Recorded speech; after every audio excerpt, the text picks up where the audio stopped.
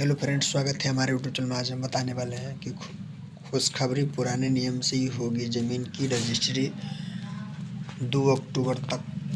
Bihar land registry खुशखबरी, बिहार में पुराने नियम से ही होंगे ज़मीन की रजिस्ट्री। बेटे फिर से बेच सकेंगे पिता की ज़मीन।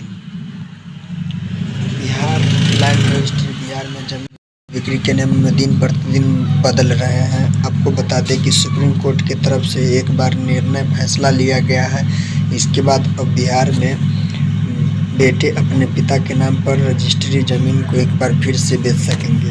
जी खबर पटना बिहार। जैसे कि पूरे बिहार वासियों को पता होगा कि ज़मीन रजिस्ट्री के नियमों में Bihar land registry new rule को बदल गया था। नए नियम के मुताबिक जिस व्यक्ति के नाम से जमाबंदी रहेगी वही ज़मीन बेच पाएंगे, लेकिन सुप्रीम कोर्ट ने इस पर तत्काल प्रभाव से रोक लगा दिया है। इसके बाद ही ज़मीन खरीद बिक्री करने वाले लोगों को चेहरे पर खुशी छा गई। आपको बता दें कि फिर से पिता के नाम की ज़मीन बिक्री बेटे एवं बेटियां कर सकती है। यही नहीं, अगर पत्नी चाहती है तो भी ज़मीन बिक्री कर सकती है। सुप्रीम कोर्ट के इस फैसले से आम पब्लिक को बहुत ही राहत मिल एवं खुशी के लहर छा गए हैं। बिहार लैंड रजिस्ट्री ज़मीन रजिस्ट्री के संख्या में हुई भारी उछाल। आपको बता दें कि लंबे समय के बाद मंगलवार बुध सुबह ही ऑफिस में लगातार भीड़ देखने को मिली। जिन कतीब या स्टाफ बिल्डर की गुमटी सन्नाटा पड़ा था, वही फिर से एक बार भीड़ भाड़ में खिला उठी। विभाग के तरह से अब तक सुप्रीम कोर्ट के फैसले को आलोक में हुई दिशा निर्देश जारी किया गया है, जिससे कि बिना जमाबंदी वाली ज़मीन को भी खरीद बिक्री हो सकेंगे।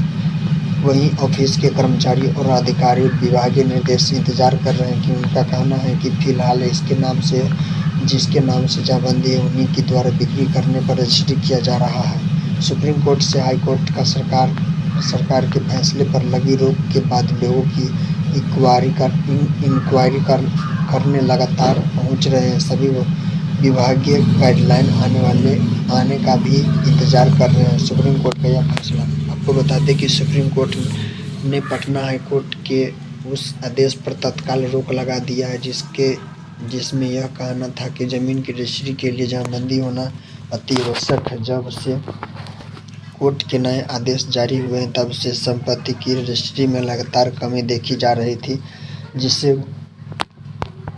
किताबों के अलावा आम पब्लिक के तरह से भी एक साथ कई अपील याचिका सुप्रीम कोर्ट में फाइनल की गई थी।